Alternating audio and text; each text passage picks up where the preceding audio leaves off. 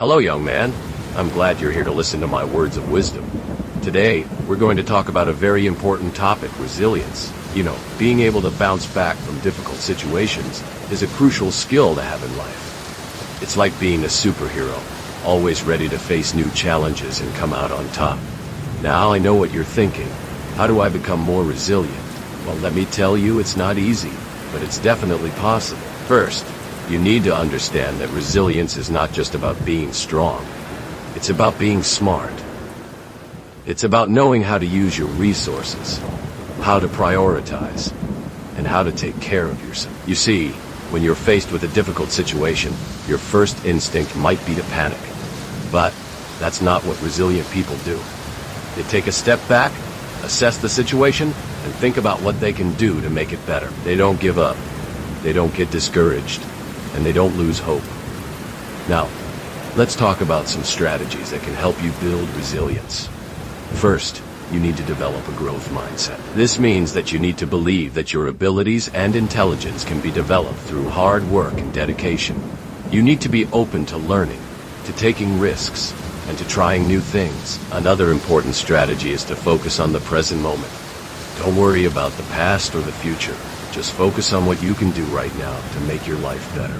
This will help you to stay calm, to stay focused, and to make better decisions. You also need to take care of yourself.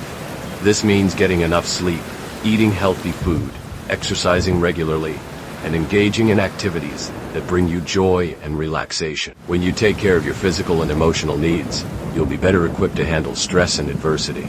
Now, I want to share with you a story about my own experiences with resilience. When I was a young boy, I witnessed my parents being murdered in front of me.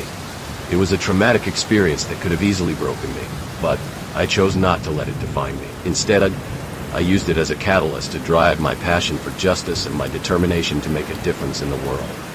I spent years training, learning, and growing, and eventually, I became the person I am today. I'm not saying it was easy, but I'm saying that it was worth it.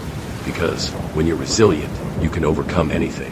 You can overcome fear, you can overcome doubt, and you can overcome adversity. Now, I want to give you some practical tips on how to build resilience.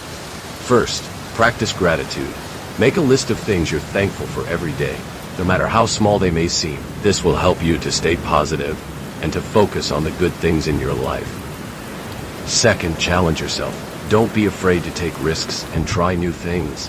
This will help you to build confidence and to develop a sense of self-efficacy. Third, surround yourself with positive people. The people you surround yourself with can either lift you up or bring you down.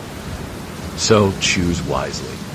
Fourth, learn to reframe negative thoughts. When you're faced with a difficult situation, try to see it as an opportunity for growth and learning. Don't focus on the negative. Focus on the positive. Fifth, take breaks and practice self-care. It's okay to take a step back and recharge. In fact, it's necessary. When you take care of yourself, you'll be better equipped to handle stress and adversity. Now, I want to talk about the importance of community. Having a strong support system can make all the difference when it comes to building resilience. Surround yourself with people who believe in you, who support you, and who will help you to stay motivated and focused. You see, resilience is not just about individual strength. It's about collective strength.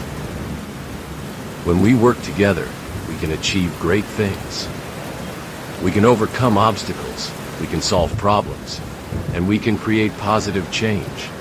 Now, I want to share with you a story about the power of community. When I was working as a detective, I was part of a team that was committed to solving crimes and making our city a safer place. We worked together, shared our expertise, and supported each other, and we were able to achieve great things. We were able to solve cases that seemed impossible. We were able to bring justice to victims and their families, and we were able to make a positive impact on our community. It was an incredible feeling to know that we were making a difference, and it was all because we were working together. Now I want to talk about the importance of self-awareness. When you're resilient, you need to be aware of your own strengths and weaknesses.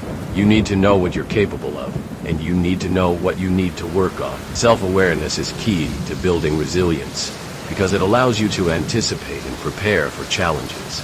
It allows you to develop strategies for overcoming obstacles, and it allows you to stay focused and motivated. Now, I want to give you some tips on how to develop self-awareness.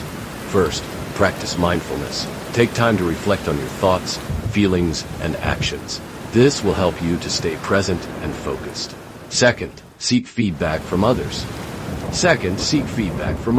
Ask people you trust for their honest opinion, and be open to constructive criticism. This will help you to identify areas for improvement and to develop a growth mindset. Third, keep a journal. Write down your thoughts, feelings, and experiences, and reflect on them regularly. This will help you to identify patterns and to develop a deeper understanding of yourself. Now I want to talk about the importance of forgiveness. When you're resilient, you need to be able to forgive yourself and others. Holding on to grudges and negative emotions can weigh you down and make it harder to move forward. Forgiveness is not about forgetting or condoning. It's about releasing negative emotions and moving on. It's about choosing to let go of the past and to focus on the present moment. Now, I want to share with you a story about the power of forgiveness.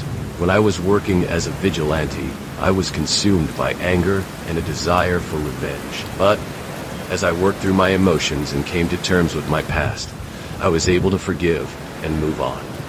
I forgave those who had wronged me, and I forgave myself for my own mistakes. It was a liberating experience, and it allowed me to focus on the present moment and to make a positive impact on the world. Now, I want to talk about the importance of living in the present moment. When you're resilient, you need to be able to focus on the present moment and let go of worries about the past or future. Living in the present moment allows you to stay focused, to stay calm, and to make better decisions. It allows you to appreciate the beauty of life and to find joy in everyday moments. Now, I want to give you some tips on how to live in the present moment. First, practice mindfulness. Take time to focus on your breath, your body, and your surroundings. This will help you to stay present and focused. Second, let go of distractions. Turn off your phone, TV, and other devices, and take time to engage in activities that bring you joy and relaxation. Third, appreciate the small things. Take time to appreciate the beauty of nature, the kindness of strangers, and the small pleasures in life. Now, I want to talk about the importance of gratitude. When you're resilient, you need to be able to appreciate the good things in your life and to express gratitude for what you have. Gratitude allows you to stay positive, to stay focused, and to make better decisions. It allows you to appreciate the beauty of life and to find joy in everyday moments. Now, I want to give you some tips on how to practice gratitude. First, keep a gratitude journal. Write down things you're thankful for every day, no matter how small they may seem.